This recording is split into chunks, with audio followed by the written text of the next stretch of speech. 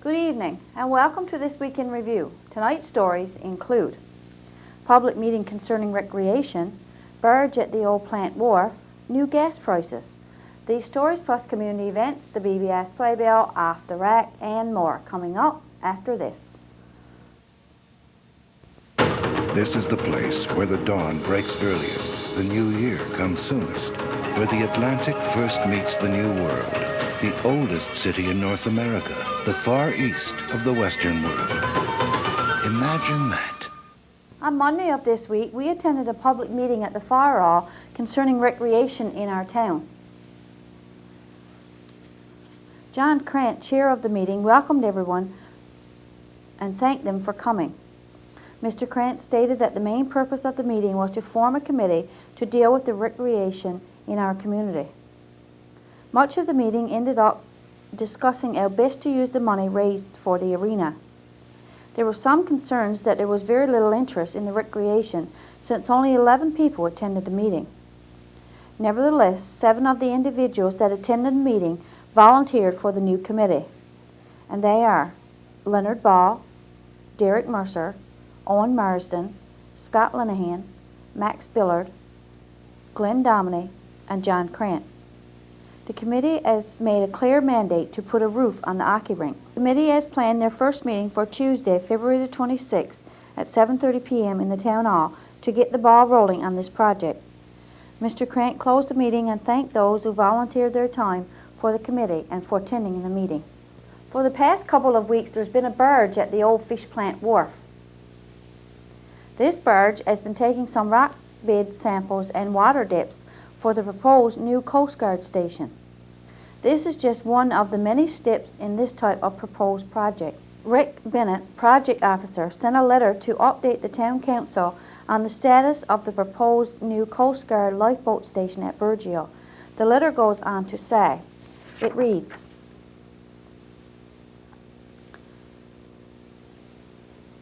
this new facility will replace the existing Burgeo lifeboat station currently operated by the Coast Guard.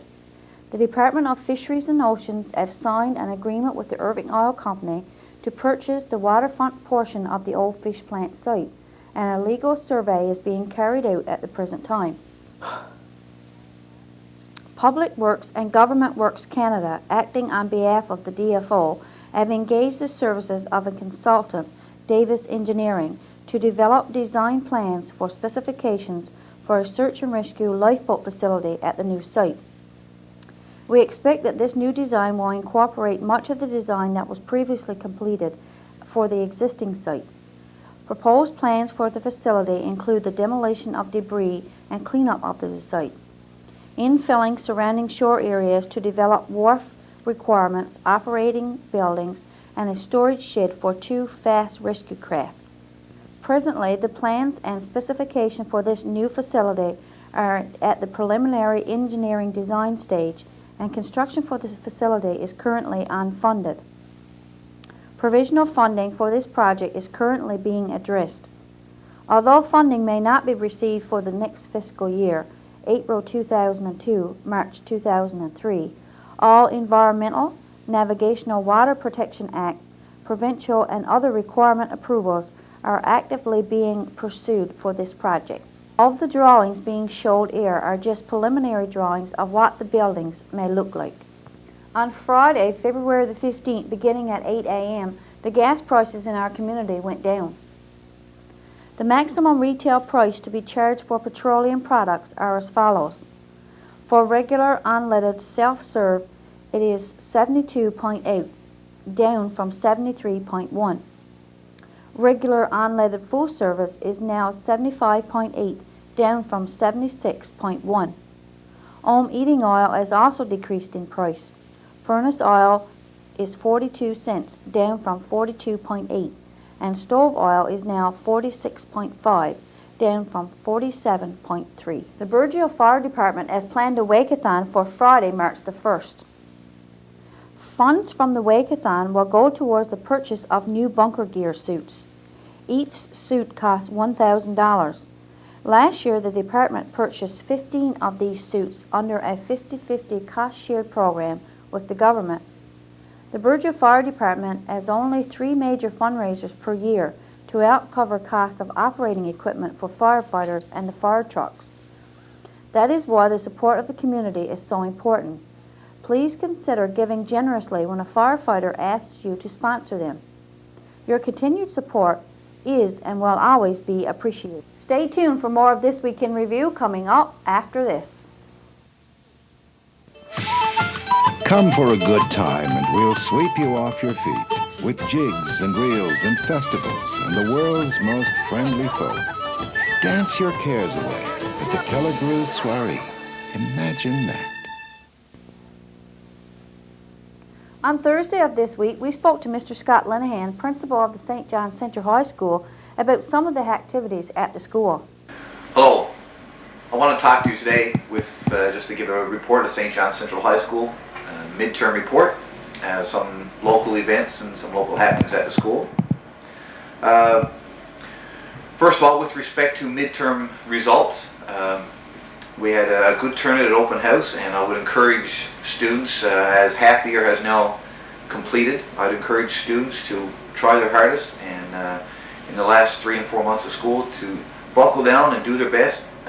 For parents, we have public exams coming up this year instilled by the provincial government, so we have public exams in physics and thematic lit, French, chemistry, so we certainly want to be aware of all those public exams, and students should take the proper initiatives to study hard and be prepared to write their exams in June.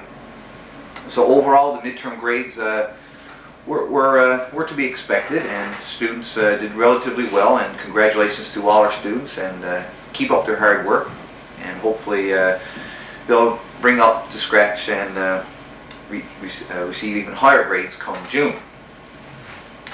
Just as an information update, and you'll see something on BBS in the next couple weeks regarding an in-service that teachers from grade 6 to grade 12 will be participating in. All the teachers from 6 to 12, so that's the entire high school group, and Mr. Milton Vatcher's class, will be traveling to Stephenville for a 2-day workshop on March the 18th and March the 19th, which I believe is a Monday and a Tuesday. So during those 2 days, school will be closed from grades 6 to 12 as teachers will be traveling for an in-service in Stephenville. And I know it may seem that the school has lost a bit of time this year due to in-service, but these are very important workshops. We've had our CRT workshops, which is criterion reference testing, and it evaluates how every school does in the entire province. So these are important workshops. This is the one we had in February, and again we had our Lions Quest training in October, and now this one again is a complete board initiative in service that all schools in the entire district will be involved with. So we're not alone in that, and we've lost only 3 days on account of weather this year, which is about on par with the rest of the district and the province. So on March the 18th and 19th, school will be closed for grade 6s to grade 12s as we travel to Stephenville for a workshop. And you'll see something on BBS to that effect soon. The water coolers have been removed from the school now that the boil order has been lifted. Your school council is actively involved in hopefully getting those water coolers reinstated. But for the time being, the water coolers have been removed, and hopefully through your school council that will be reinstated. So that's in the hands of the school council right now. I want to talk about a very important matter, and one that I think has great potential in our school. That's for St. John Central and A.J. Matthews, and that is recycling. Recycling is a great fundraiser, and it takes very little effort on anybody's part. And what we're planning on doing is that starting immediately, starting on Monday, I'd ask all residents and all students and parents and family members, teachers and staff to save all the recyclables, and on Friday just to bring along those recyclables to the school, and Mr. Melvin Billard will be here in his truck, and all the students have to do is take the recyclables and throw them in the pan of the truck. And I tell you why this is so important, is that for every dollar that the students bring for recycling, the government matches the dollar for dollar. To put it in perspective, in Franceway, in 2-week period, they received $187 in recycling. Now if you double that, that's $370, $360, $370 in recycling for 2 weeks for a school the size of Franceway. So this has some serious fundraising implications for our school, and all it requires is for, instead of taking your plastic bottles or your glass bottles, instead of throwing them in the garbage, maybe having a little bag next to the garbage can, just throw it in there, and then on Friday, just bring your recyclables to the school, throw them in the back of the truck, and then by the end of the day, Mr. Billard's going to bring down a check for whatever whatever money we get, and the government will match it dollar for dollar. That's all that's required. So, this wouldn't involve any ticket sales. It doesn't involve any door-to-door canvassing, no bingos, and ultimately all the money goes right into the school for the students, and that's really what it's all about. And so all it takes is for everybody on board to give it a bit of effort. I look to the multi-stewardship board, and they give their update for October, November. And in Hopedale, Labrador, they have a school population of 202 students. And in the month of October and November, they raised $2,000. So the government, $4,000, and the government matched it $4,000. So a school the size of Hopedale in 2 months raised $8,000. So that's a significant amount of money. Now, of course, I'm not expecting or hoping that, I'd like to see that kind of recycling initiative. But I think we start small and just see how far we go with it. And it will really relieve some of the financial strain on the school, and hopefully the students will get to avail of more travel and cut down on less fundraising that we have to do at the school. And all it takes is for everybody to give a little effort and drop the recyclables off at the school. And we could really make a strong goal of fundraising at school with just merely the recyclables. So a letter has been sent home explaining this to all the parents, and a message placed on the BBS. So beginning on Monday and every Friday following, Mr. Billard is going to be at the school to pick up the recyclables and drop them off at the depot. And remember, every dollar you give in recyclables, the school will get another dollar, and it all, of course, every cent of it is reverted back to the students. So we ask your support in that, and hopefully, even if it's $50 a week, that's $100 we're going to get because the government will match it for $50. So we'll keep our fingers crossed, and I ask and pledge your support so that students from K to 12 can avail of this certainly worthwhile cost. One other issue, a number of parents have come to me regarding the intersection in front of the school and traffic. And I'd like to remind all residents that it's a school zone. Signs are posted, and I would certainly like to caution everybody that to take certain precautions when you drive in that area. I know there hasn't been an accident, but I believe very strongly that an ounce of prevention is worth a pound of cure, and I'd rather avert a problem than having to deal with one. So I think safety is our best issue here, and all really is the school zones. So all we're really asking is just to take particular care when you drive through the intersection by the post office, and especially at times like at 8:30, 12 o'clock, and 3:10. Those are the peak times for our students, but people are coming and going at all hours, as you're certainly aware. There's so much going on at the school. So please drive with due diligence as you pass the school zone, because we certainly won't want to deal with any tragedies there. So I'll just bring that to everyone's attention. And finally, I would like to say on behalf of all the teachers and all the staff, just a tremendous thank you to both Dina Marston, the school council chair, the entire school council, all the parents and volunteers, and everybody who made a tremendous effort for Teacher Staff Appreciation Week. I must say that the support is overwhelming, and it's really gratifying and really nice to know that kind of support is out there for us. So we really appreciate it, and with all the donations and recess duties and food, I guess we'll spend the next 6 months, now that we've worked off our Christmas dinners, we'll spend the next 6 months working off our Teacher Appreciation Week. So on behalf of all the school, I want to thank all the parents and all the people who showed their support for Teacher Appreciation Week. So until we talk next time, thank you very much and have a nice evening. We were invited to the Sea Cadets on Thursday of this week for some special presentations. First of all, I'd like to welcome Mr. Henry Smith. That was the gentleman that took a little bit around the March Fast.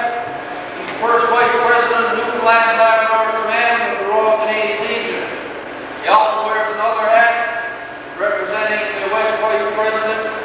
Newfoundland Labrador Big Navy of Canada.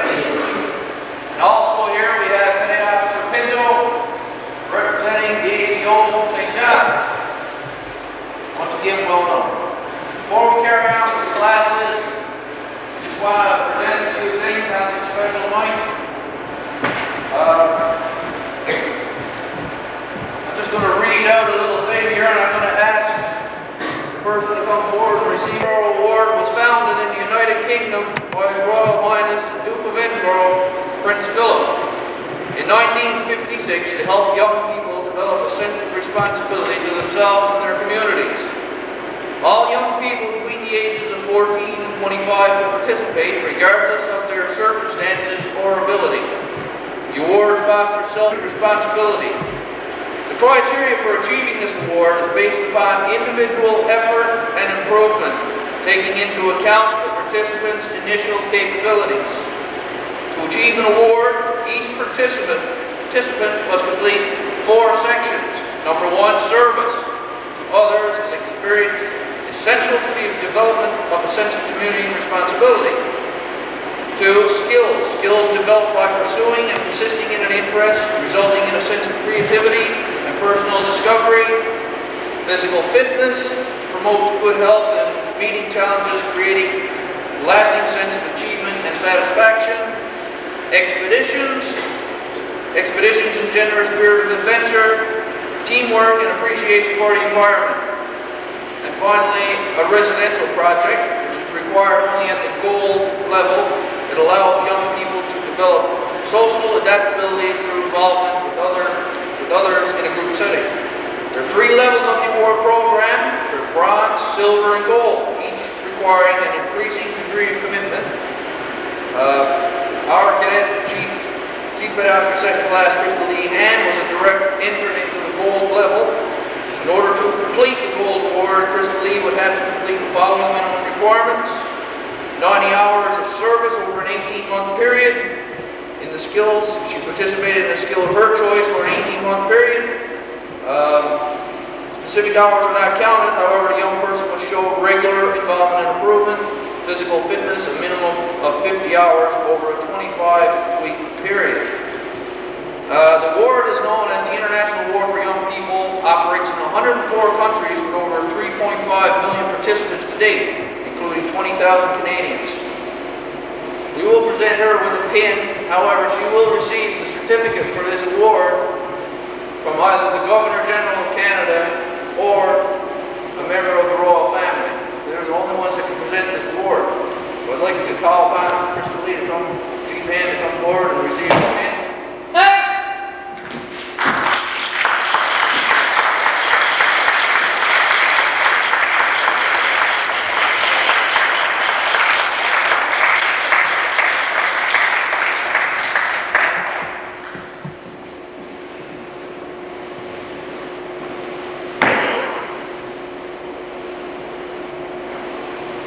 Gives me great pleasure to present this award. It's not the first award of the person I've seen. That's quite nice. So you're receiving there. Wonderful. Great experience.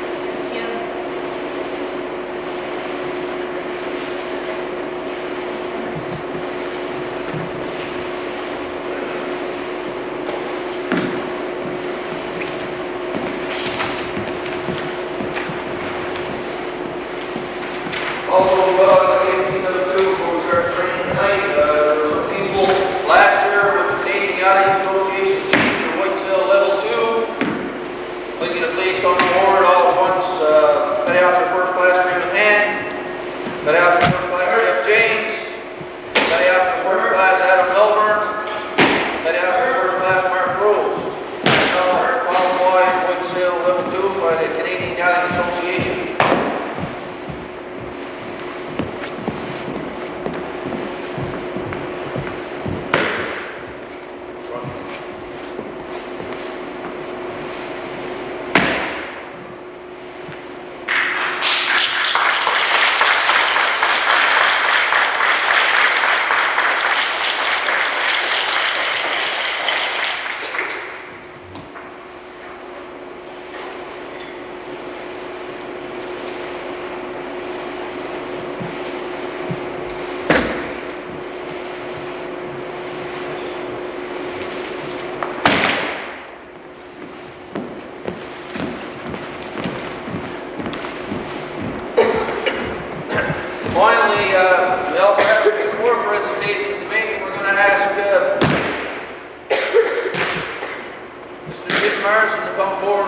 these plaques to cadets who participated in the Speak Up. First, just come up and line up here in front. Sonia Anderson, Able Cadet. Monica Patrickwood.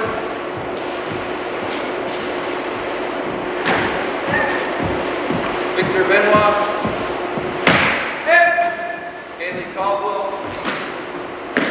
And Melanie Durford.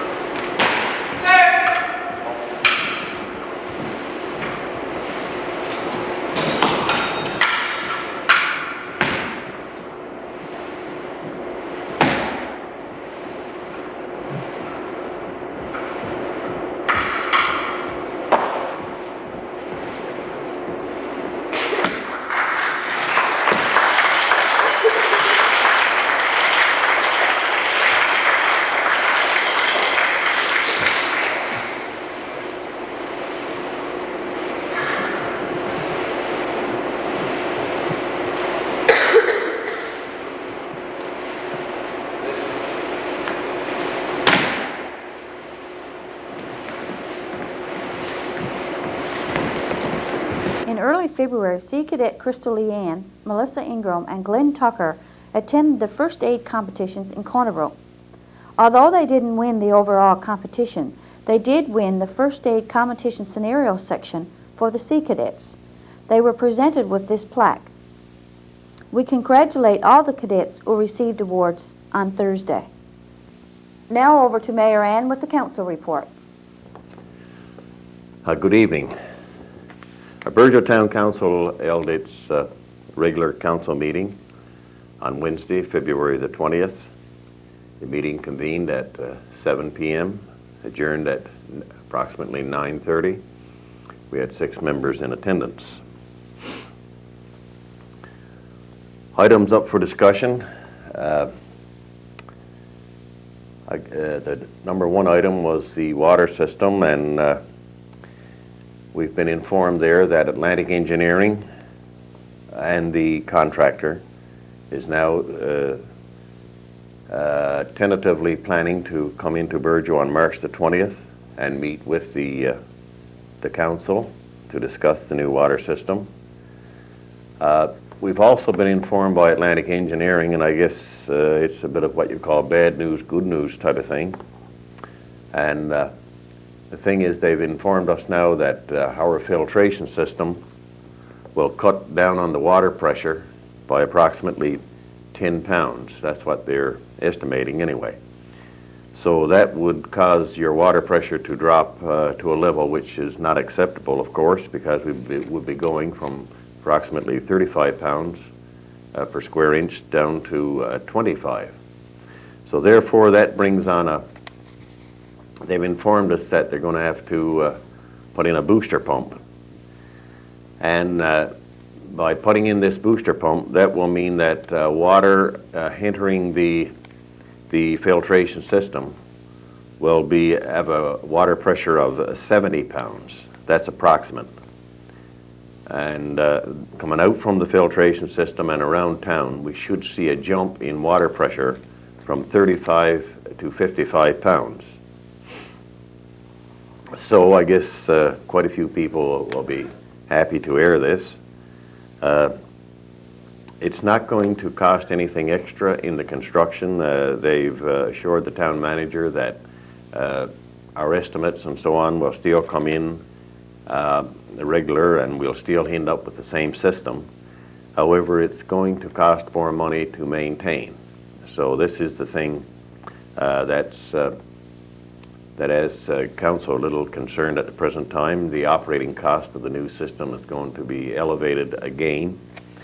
So that's as much as I can tell you at the present time. The good news is that you're probably going to go from 35 pound to 55 pound on your water pressure around town. The bad side of it is that we may be in for more operating costs. However, whatever it is, we'll certainly find the ins and outs come March the 20th, hopefully. Regarding the fish plant, there's not too much to report. Councillor Reid advises that he is in fairly regular contact with our MHA, Mr. Calvin Parsons, and that, you know, it's still moving along. Apparently, it's all been put before Premier Grimes. Grimes is in favor and wants the job done with regard to the legislation and get on with it. That's what Grimes says. So, you know, the House of Assembly, I believe it's called back into session in March, and I would assume that we'll probably see legislation going through that will meet the requirement that Mr. Barry requested, and that is that seal products in Newfoundland would have to be done to the garment stage. But having said that, I've got to caution, I think, and we've got to always throw a bit of word of caution to the in there, that you know, it is quite possible that Carino and Dildo will decide to go ahead with a processing plant. Now, they haven't said they are, they haven't said they're not. But, you know, if they should take the initiative and jump in and go ahead with a processing plant, then I can see where that would throw a monkey wrench in the plans that's been made for Burjo. And it is quite possible that that the province could not support, the sealing industry could not support another sealing factory. However, you know, a lot of that speculation, there's nothing to get upset over, and certainly there's nothing to be excited about. The legislation will go through regardless, and I guess we got to take it one step at a time from there and let the chips fall wherever they may. With regard to the Coast Guard situation there with regards to their new site and so on, we were in receipt of a letter from Mr. Bennett of the Canadian Coast Guard regarding their plans for Burjo. We do have like a little preliminary design at the council office. He supplied that for us. And in his letter he said that they now have ownership of the property that was the previous Irving Oil property. And their plans are to clean up the area. There will be infilling. They will develop a wharf there. There will be an operations building put there and a storage shed that will have accommodations for 2 fast rescue craft. The funding for this year is not in place, and from Mr. Bennett's letter, it seems pretty certain it's not going to be in place for the year 2002-2003. However, Davis Engineering have been employed to do the design work for the site, so it's just something down the road. I just bring you people up on that because I know some people was looking at it as probably maybe an opportunity for some work in the year 2002, but personally I wouldn't be counting on that, not for the year 2002 anyway. We also were informed, and still in regard with the Coast Guard site, Council have filed a letter with regards to their old property, whereby we asked them if, when they are ready to dispose of it, if they would give Council the first option in case Council should have some use for it. I guess most of you are aware that the tenders for the new school have been called. They close, I'm not sure of the exact date, but the tenders close sometime in March, so it looks pretty good that that project will be taking place during this construction season.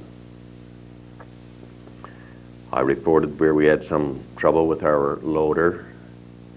It was a very extensive maintenance job, and in that regard, the town manager has been instructed to contact the company, and we will be having alarms put on the equipment. This will be audible alarms, so that in case of high temperatures, low oil pressure, anything of that nature, there will be a horn, a audible alarm that will certainly alert the driver and hopefully anybody else that's standing by. Names for the Burjo Museum, or for our museum, we had some people submitted names, and Council took them from the previous meeting. We looked them over, And the final analysis is that the name for the museum will be the Burgeo Museum, and it will have an expander on it. It's the Burgeo Museum Preserving Our Past. And that name was submitted by Mr. Fred Wells. And thank you, Fred, and thank everyone else who took the interest to submit names. And so therefore, that will be the name of the museum, and there's a sign in the process of being drawn up at this time. The Economic Development Officer presented Council with a report, and in that regard, and sort of Council as well, the government shed, it's been in and out, back and forth. Anyway, the lease did go to court, and the judge ruled in favor of the government, which means that now the shed is back in the hands of the provincial government. There is a 30-day appeal period whereby the defendants can appeal the decision of the judge, or try to appeal the decision. And after 30 days, of course, if nothing has been done, then the government will take control of the shed again, and then the wheels can get moving to have it leased or turned over to the town of Burgeo.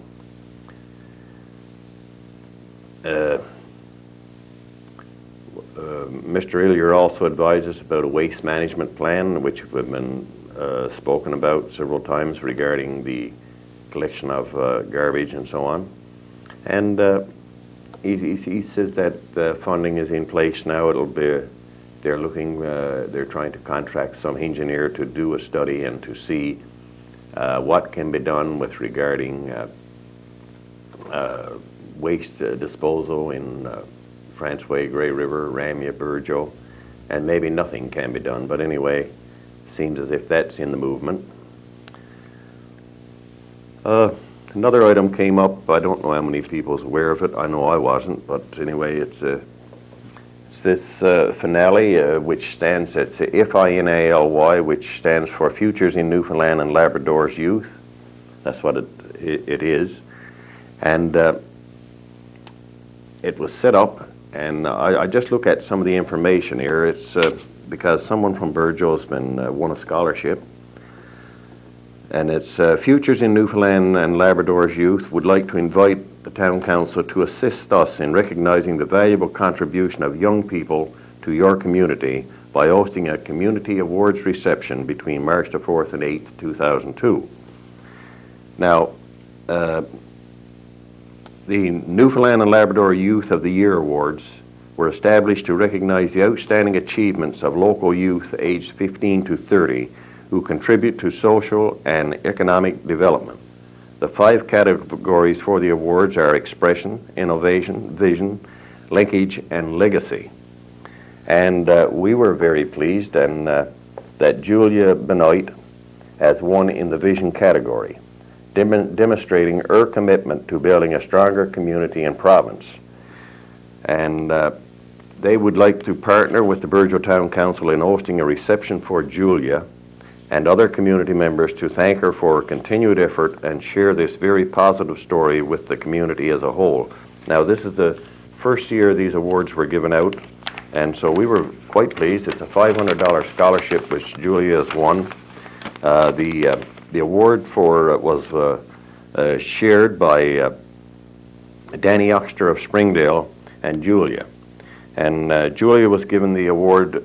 Julia has been active with the community youth networks and has played a key role in many of its activities, including fundraising, reopening a youth center, and involving young people in her community in various initiatives. She is a mentor through the Communities and Schools program, a peer tutor, and president of her graduating class. So the Burgeo Town Council did go along and unanimously to host this. It'll only be a small get-together with a few hors d'oeuvres and so on, and Julia will be properly honored sometime during the month of March. Mr. Councillor John Krant presented Burgeo, the council, with the results of his recreation meeting, Apparently there was 10 people attended the meeting, and from that a committee of 6 was struck. This is a steering committee, and they will be meeting in the very near future to see which way they're going to go and just what's going to be what there. There was some concern expressed regarding the speed at which vehicles are passing along by the school area. So therefore, we'd just like to remind people that, you know, there is a school zone on Centennial Street. It starts just in the vicinity of the playground and goes out into the vicinity of the museum. Signs are posted there, and therefore drivers are to exercise caution in that area and treat it as a school zone, because it is a school zone. Council also expressed its concern with regard to the students. You know, the students has got to exercise some care also. You know, they leave that, they spread out all over the street, just like, as one councillor described it, like water when it's dumped, it flows everywhere. Well, that's the way that they exit from the school. And while it is true that maybe the pedestrian is always right, it must be kept in mind that you could be dead right. So, you know, the student has got to exercise some caution, because a driver could run you down. He very well could kill you. And the driver, no doubt, would be reprimanded. But you must remember that you're dead, and you're dead forever. So therefore, you know, while the driver's got a responsibility, the students has got responsibilities also. So the RCMP, as the town manager was asked to bring this to the notice of the RCMP, that this was a school zone. And the last item for business was the invoices, and it was approved that invoices in the amount of $34,832.71 would be paid. That's it from the town council meeting. However, the town clerk asked me to pass something on with regard to taxation. And he's got a notice there, and it says, any resident who owe outstanding taxes or other charges for previous years are reminded that it must be either paid in full or a satisfactory payment schedule put in place. If this is not done, then notices will be sent out after April 1st, advising that water services will be shut off effective May 1st. Residents will be contacted on the day of the shut-off, advising them that their water will be shut off so that they can turn off any equipment which may be damaged. A $25 fee as well as the outstanding taxes will have to be paid before the water is turned back on. Anyone who owes outstanding taxes such as the poll tax and water services cannot be shut off, and if that person is working, then the employer will be ordered to conduct the amount owed from their earnings and submit to council. If neither of the above two methods are possible, then the account will be placed with a collection agency for action to be taken with a small claims court. So I think what the clerk is really trying to get across is that if anyone has got unpaid bills or taxes, we'll say, for example, for the year 2001, and that's not paid by April 1st, 2002, then the water shutoff will become effective on May the 1st. So therefore, you know, you're quite wise if you've got that situation. If this applies to you, before your water gets shut off, go in, sit down with the town clerk, and try set up a satisfactory, acceptable payment schedule. And you get this put in place, and satisfactory schedule is one whereby you would get up to date on your present taxes and at the same time you will be paying enough to take care of your back taxes.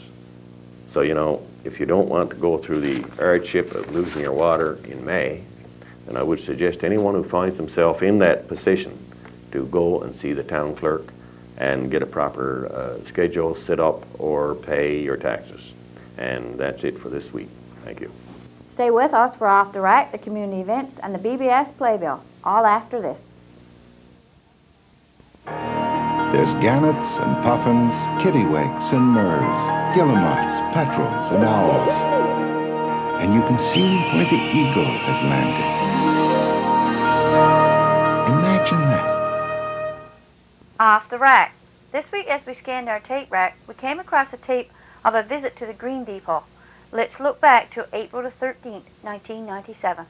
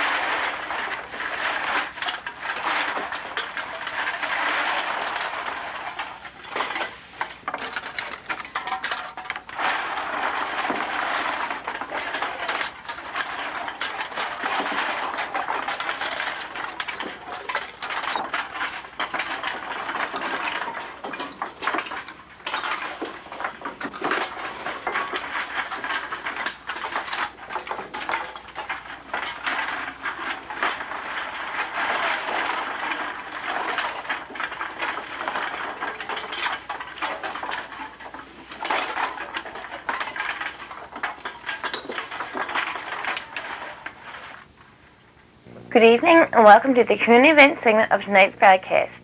I'm Jennifer Marks. The winner of the HACC TV Bingo was Kay Kasser. Congratulations, Kay. The Burgeo Lions Club will be having TV Bingo on Wednesday, February 27th at 7 p.m. There will be one game for $300. Cards are $1 each or 6 for $5 and are available from any member of the Burgeo Lions and are in most stores around town. Please support the Lions Club and you can win $300. The Burgeo Fire Department will be having a wake-a-thon on Friday, March 1st in an effort to raise money to buy new bunker gear. Please support the Burgeo Fire Department by sponsoring someone. Your help will be greatly appreciated. The Ground Search and Rescue and Lioness Skidoo Run has been postponed until March 2nd. Because of the change in weather, the trip has been rerouted to either Wooden Tilt to Peter Strode's or Buck Lake to Rocky Ridge Pond. Some of the top prizes to be won are GPS, Mustang floater jacket, Skidoo saddlebag, inflatable PFD, Arctic cat sweater, and many other great prizes. The Burgeo Lions Club are selling tickets on 100 ounce of cheer. Tickets cost $1 each or 3 for $2 and are available from any Lions Club member. All proceeds will go towards the Max Sims camp. It will be on display at various stores around town during the next month. The draw date is Easter week. The high school French class is at it once again. They are fundraising for a trip to St. Pierre for the end of April. This fundraiser, however, is giving something in return. A recipe book filled with over 150 of the best recipes at a cost of only $5. Orders may be made by contacting the following people: Victor Benoit, Belinda Vetcher, Priscilla Warren, Megan Foote, Carrie Lynn Han, Danielle Short, Ingrid Strickland, Shane Walsh, Lewis Anderson, and Beth Ann Ingram. You can also contact Pam Linehan at the school by calling 886-2590 or 886-2973. We look forward to your support. If your group or organization has an upcoming event planned, we'd be happy to advertise it for you. Just call the BBS office by Wednesdays of each week to have items included in this portion of our broadcast. That concludes the community event segment of tonight's broadcast. See you next week. BBS Playbill. Tune in on Tuesday for a rebroadcast of Pansy's Garden. Try your luck on Wednesday by playing Lions TV Bingo. Following the bingo, we will have a video from the Elk Committee entitled One It Leads to Another, Time to Change. Tune in on Thursday when we'll have another video from the Help Committee entitled Seen But Not Heard. Join Pans and the gang for 2 stories, a craft, and lots of fun on Saturday morning at 11 a.m. on Pansy's Garden. And I'll be here again next week with This Week in Review. For This Week in Review, I'm Marie Rose. Good night and God bless.